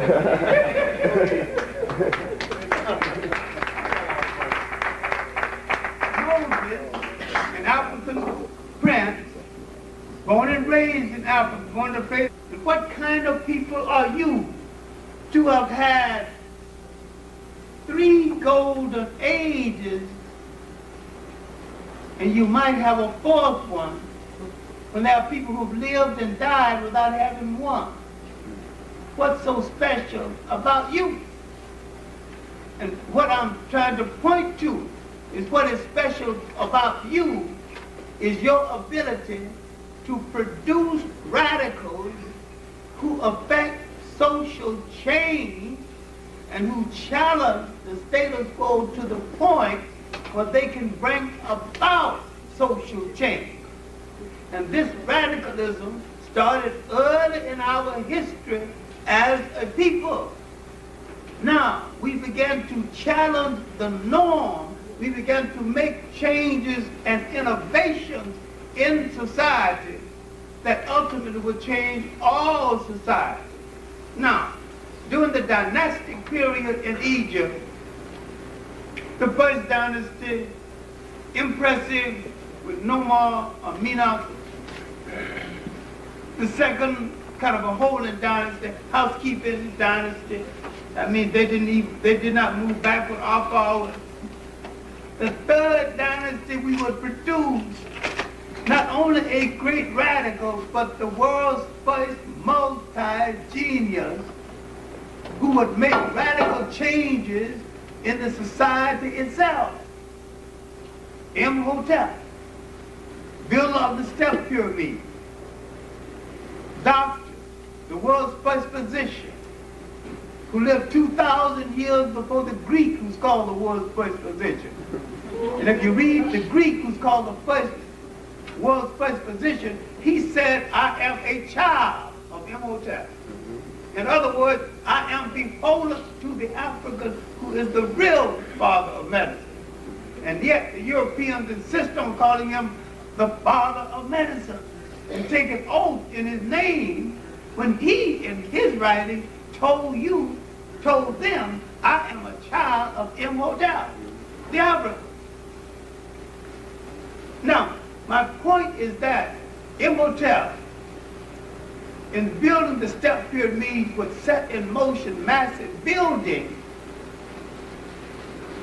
In starting the concept of medicine and beginning, the first man to have performed an operation and gathering intellects around him, setting in motion the Egyptian mysteries and ultimately the great lodge at Luxor that the Arabs call Luxor, the Greeks call Thebes, the Africans call Warat. Then he began the concept that would lead ultimately thousands of years later to the concept of higher education. And that men began to gather and to talk about social change and social preservation. They began to prepare leadership so well that the nation was never without a supply of thinkers, and that this was done with so much uniqueness. You would go into the school to study at the age of seven, you would study 40 years, and most of the time you would never see a book. And when you come out, you was a physician, an architect, you almost anything you needed to do in order, and looking at how this country preserves itself. Every time a member of an oppressed group, especially black, showed his people the face of power and what to do about it, he was either murdered, driven into exile, or driven to suicide. There is no exception. So any time any African person shows his people in this country the true face of power and what to do about it, guard him 24 hours a day and have someone watching the guards for fear they may not be honest. All right. So sooner or later, one of three things going to happen to him unless you're on guard to prevent it. he's going to be assassinated, or he's going to be driven into exile, or he's going to be driven to suicide. Now, had you known this pattern in American history that goes all the way back where we are concerned, and had you began to investigate the mysterious death of David Walker after his appeal, the mysterious death of Booker T. Washington after the last 4 years of his life, he stopped catering to whites and began to raise some principal questions about the whites, even whites who gave him money. Then he was gone. And all the others, Monroe Trotter, supposed to fall off the roof of a house where he lived and where he was born and where he walked around as a child and knew every spot on that roof. Now, who in the hell would fall off a roof? They knew that well. Yep. Then we understand that Martin Luther King was saved so long as he advocated nonviolence. But when he raised some principal questions about power, he was on a collision course with those who murder everyone who raises that question and shows his people the true phase of power. My point is that Malcolm X not only related to this 19th century radicalism, that he related to the 19th century radicalism in the African world and the radicalism in the Caribbean world, and that there was a period when the radicalism of the Caribbean world affected the intellectual wedding between themselves and those in the United States and became one. Predating Pan-Africanism about 100 years before anyone began to use the name Pan-Africanism. But now, going back in history again, looking at the radical factor in our history, I have said that we had 3 golden ages. Ages of great prosperity. We had 2 golden ages before we saw the Europeans. We had another one after the rise of Islam, disrupted by the Arab slave trade, but we had it in spite of the Arab slave trade that most of the brothers, or practically all of the brothers, don't even want to talk about. Yeah. Now, how is it